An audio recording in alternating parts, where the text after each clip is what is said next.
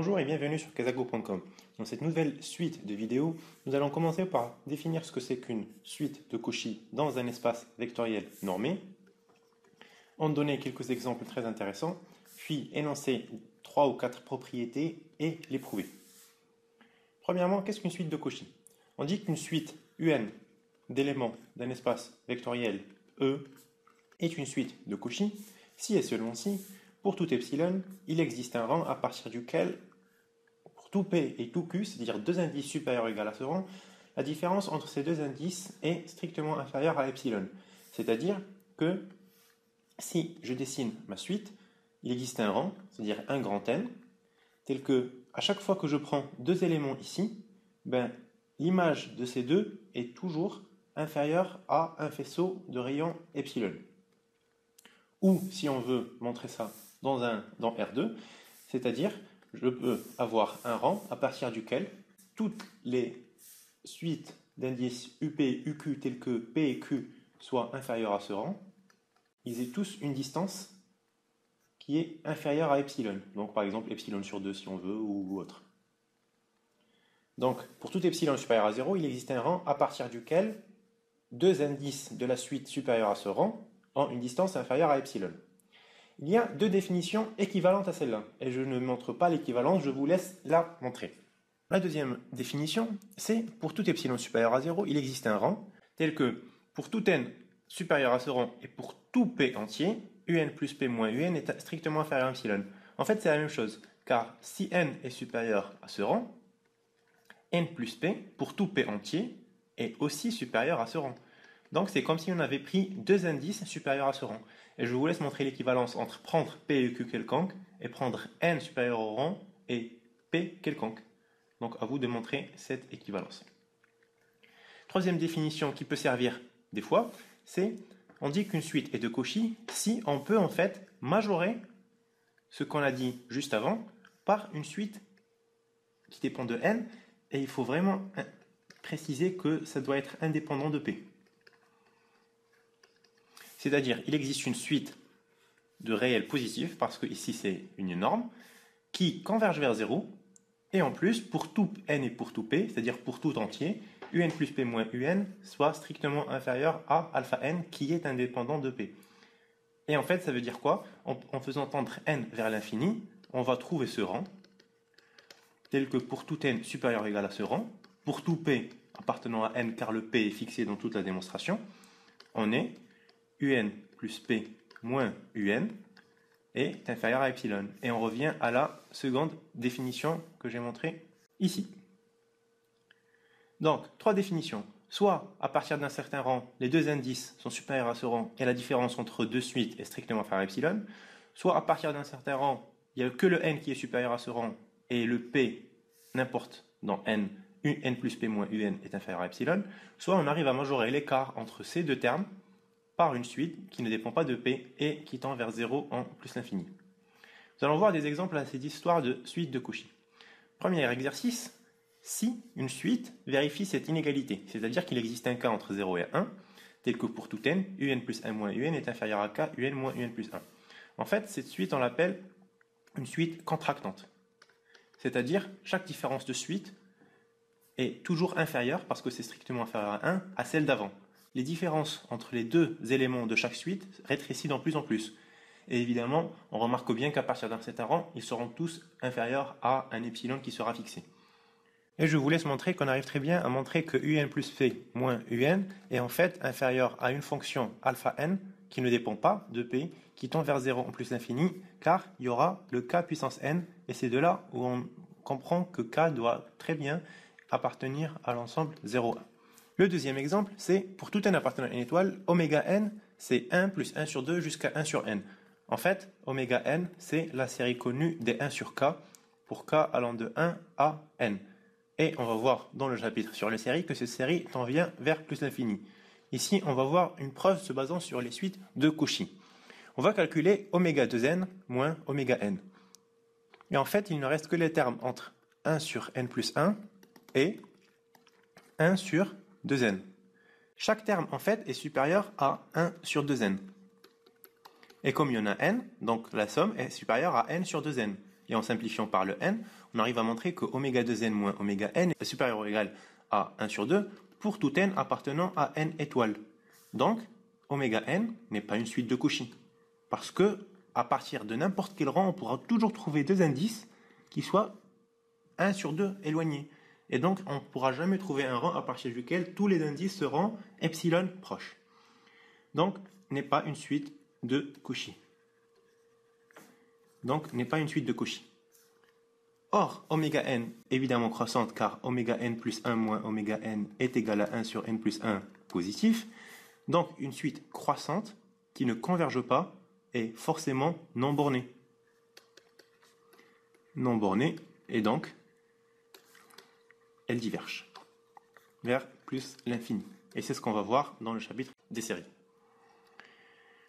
Maintenant, des propositions importantes sur les histoires de suites de Cauchy. Premièrement, toute suite convergente est de Cauchy. Deuxièmement, toute suite de Cauchy est bornée. Et troisièmement, une suite de Cauchy qui possède une valeur d'adhérence, au moins une valeur d'adhérence est convergente. Et donc, elle possède une unique valeur d'adhérence. En fait, c'est une propriété qui tourne un peu en cercle, mais ce n'est pas exactement ça. Car on suppose qu'elle en possède au moins une, on montre qu'elle est convergente, donc ce au moins se transforme en unique. On va essayer de montrer cela.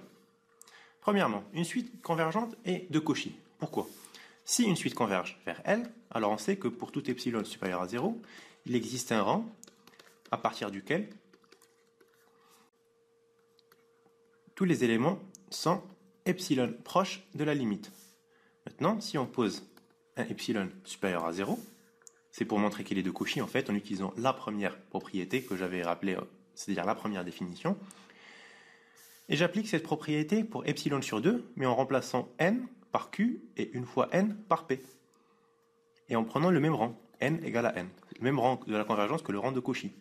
Donc on a, pour tout q supérieur ou égal à n, pour tout p supérieur ou égal à n, norme de up moins uq, en utilisant l'inégalité triangulaire, est inférieure à la norme de up moins l, plus la norme de uq moins l. En fait, en faisant ici plus l moins l. Et donc, c'est inférieur à epsilon sur 2, plus epsilon sur 2, d'après ça. Et c'est donc inférieur à epsilon. Donc, c'est une suite de Cauchy. Pour dire qu'une suite de Cauchy est une suite convergente, il faudra s'intéresser aux espaces de Banach ou aux espaces complets. On verra ça dans la prochaine vidéo. Maintenant, une suite de Cauchy est forcément bornée. Comment on montre cela ?